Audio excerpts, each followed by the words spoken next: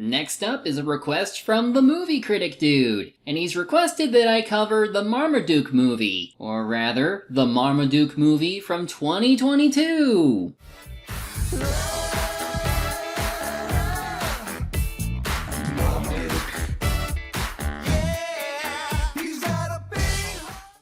Marmaduke is a newspaper comic created by Brad Anderson. Inspired by Laurel and Hardy and the Great Dane boxer from Anderson's mother, it follows the slice-of-life shenanigans of the Winslow family. No relation to the folks from Family Matters. One other thing to note about Marmaduke is its age. It started all the way back in 1954, and is still ongoing thanks to Anderson's son Paul, but its long-running status is also the source of criticism, because some just found the work monotonous. Still, it had its fans, so it made an appearance in the 1980 cartoon Heathcliff before having its own live-action movie in 2010. It did not do well. Then, in 2017, production started for a CG Marmaduke film. It was written by Brian Cavanaugh, directed by Mark Dippe, and was made by the latter's Wonderworld Studios and Legacy Classics. Surely the same guy behind those CGI Garfield movies will be a better fit for Marmaduke, right? Yeah, you might want to sit down for this one.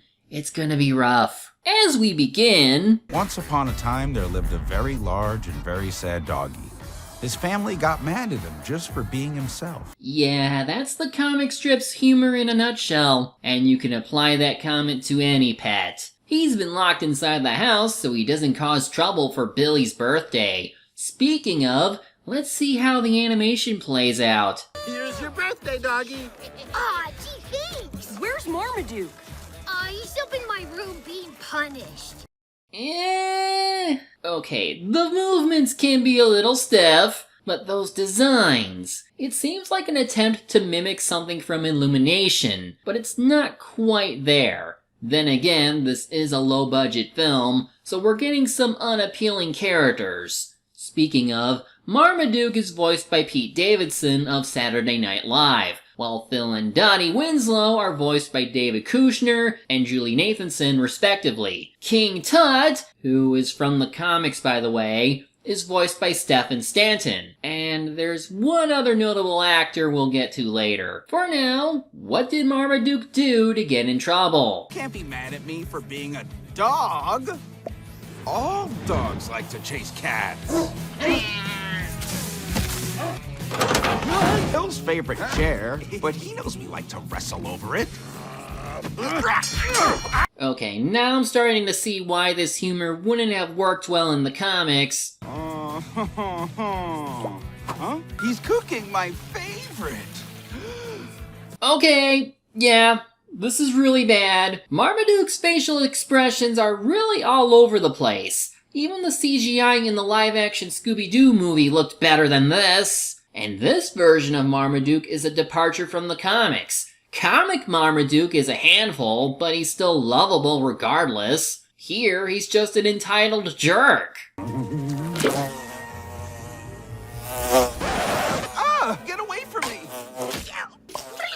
What is even going on? How did that bee survive? As that wasn't enough, Marmaduke's stupidity sends him tripping out of a window. He falls straight into a pool, and this somehow floods the whole yard. He's then trying to swim after meat and... Oh no, I've gone cross-eyed. The best party ever!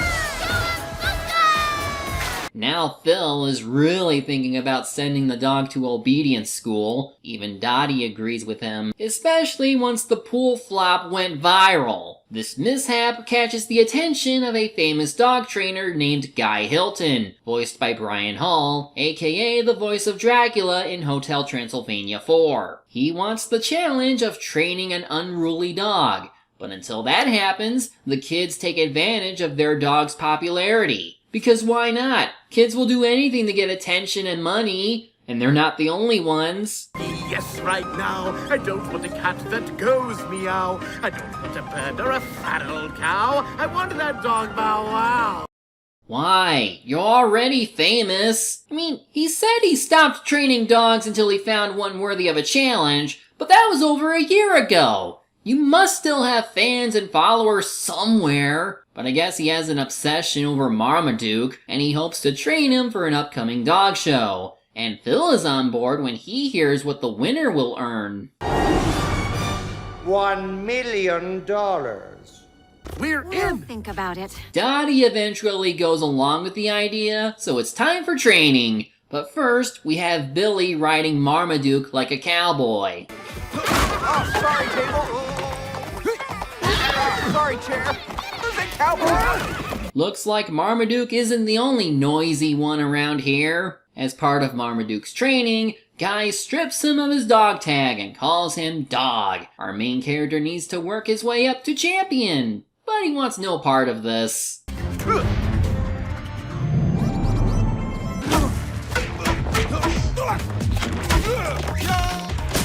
So, Manny. Branches. You know, most of us give Illumination crap for this kind of humor, but those jokes had better comedic timing and execution than this. So, Guy does some illusionary kick that catches Marmaduke's attention, so now he's more willing to stay and learn. And at least Phil is treating him more nicely. Just a tad anyway. But I guess it's meant to suggest a character change after going through a training montage. Robotech training system. I will turn you into a champion. I know I shouldn't keep nitpicking things like this, but when a movie is this bad, the gloves are off. It doesn't excuse this kind of lowbrow humor, or that we have to suspend our disbelief all the time for things like this. Anyway, through this sequence, Marmaduke becomes a more dignified show dog. He even appreciates Guy for helping him become this way, and it seems to be mutual. The next day, the family takes Marmaduke to the local dog show to test what he learned. Why is Dad out shopping for a new car? Because he thinks Marmaduke is gonna make us rich. Billy, stop saying true things about your father. Why? All he cares about is the prize money. You and your mom are the only ones who really love that dog the way he was, and I don't know why. Anyway, let's meet the main antagonist of this movie. It's his source. Come on, people, don't be shy. Come on up and take a close look at the future world champion. J.K. Simmons, what are you doing here? You haven't stooped this low since you tried to be Spider-Man.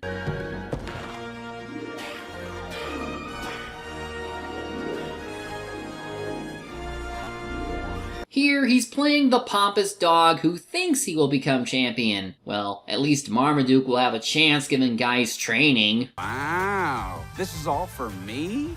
You belong here. You have to believe you're a winner. So start acting like one.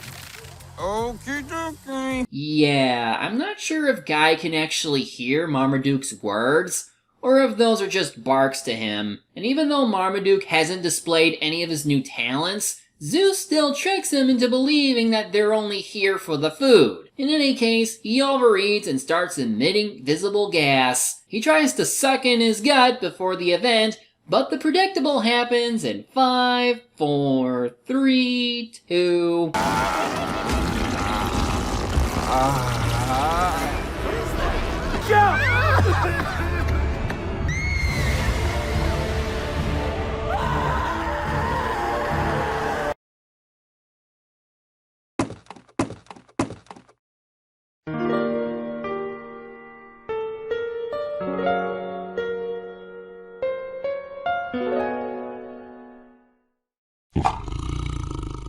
I'm watching Marmaduke. How do you think I feel?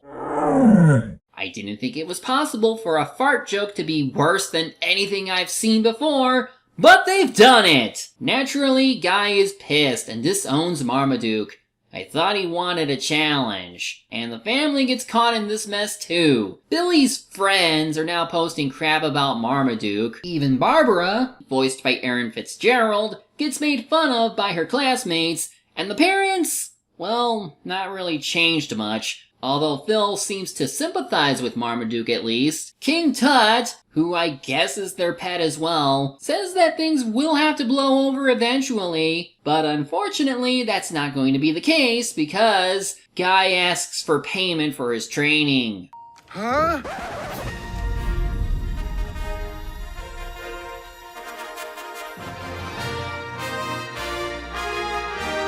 Wait, what? Let's go back a bit. The prize money was $1 million, and the first two things billed already went past that mark. Doing the math gets you a grand total of $2,904,991.21. And that doesn't count the repeating charges after emotional support. The most expensive charge was dog food at $1.4 million. Guy was pulling a con, and it's on Phil for not realizing this. Stupid! You're so stupid! Because of all the harm he did, Marmaduke leaves the house. As it rains, he thinks back to what everyone said about him being bad. But when he sees King Tut putting himself in danger, he immediately goes in to save him, which shows one of the good things about the main character. I knew I wasn't in any danger, because you'll do whatever it takes to make sure that the whole family is safe and sound. Okay, at the very least, I'm happy that a movie cat character isn't a jerk or a villain. In the comics, he's more of an arch nemesis, and there's another cat named Carlos who's Marmaduke's best friend. Not sure how this adaptation sticks to the source material, but King Tut is the only thing in this movie that doesn't suck. He encourages Marmaduke to try again to become champion. That means returning to Guy for training, and to convince him to do so, he starts running across the world?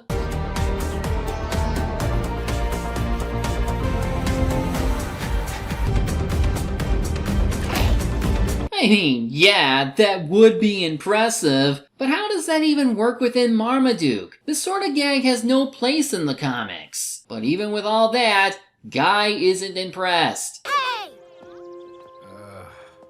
If you don't get off my lawn, I'll call the cops. The hell kind of walk was that? But yeah, Billy guilts Guy into training Marmaduke. I guess they forgot that he was scamming them. Did they even have a crisis regarding their missing dog? Or did they seriously off-screen that? Screw it. Guy pulls some strings to get Marmaduke to appear in the World Dog Championship. And I guess everyone decided to forget about the main character and the fart to end all farts. People are so fickle. We also get some more competitors like Juan Pedro, Chantriel, Vinny, She, and of course, Zeus. Also, I think at least one of these dogs is a racial stereotype. Choose your words wisely, Mr. Zeus. They may be your downfall. Whatever. Naturally, Zeus tries talking bad about Marmaduke, but he's ready this time. In a better written story, that might have been well deserved. Anyway, there's 3 rounds to this show. First, there's an obedience test to see if the dog can resist eating their favorite treat. Then we have the obstacle course, in which Zeus tries to throw off Marmaduke by scrubbing his feet with shampoo. But even with slippery feet, our hero manages to get across. The only mistake is the landing on the finish line.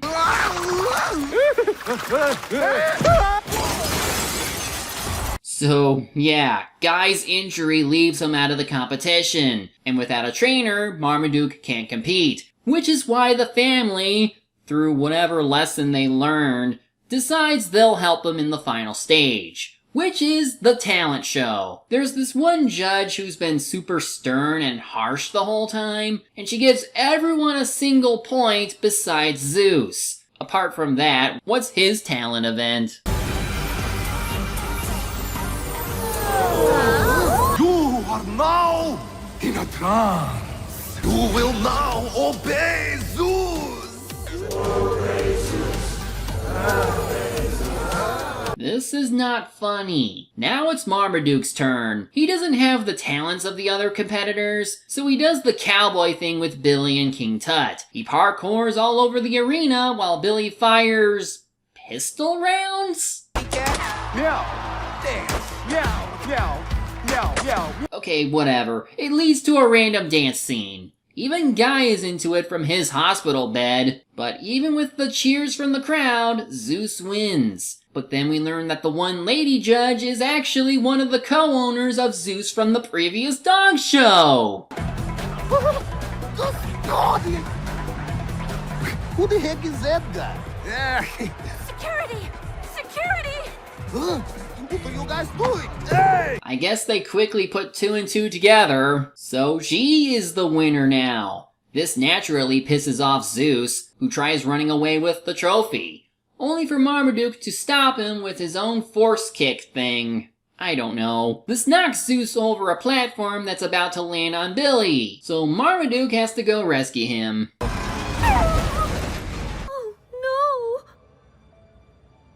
Oh no, is he really dead? I'm honestly surprised. There's still time to hit the awards banquet? Yay, I was so worried. Zeus is taken away, Chanterelle gives Marmaduke a kiss, and we get an animated dance sequence to end the sorry excuse of a movie.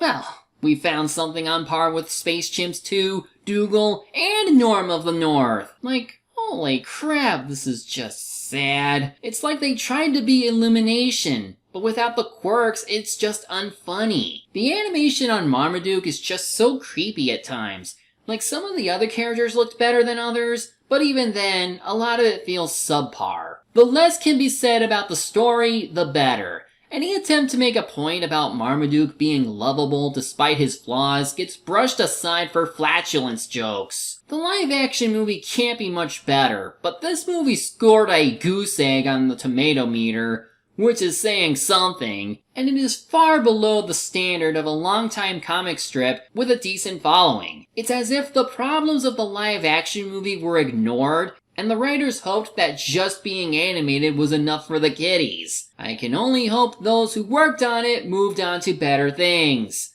Because this is pain. Next time, we're going into the sewers for a live-action movie adaptation that doesn't suck.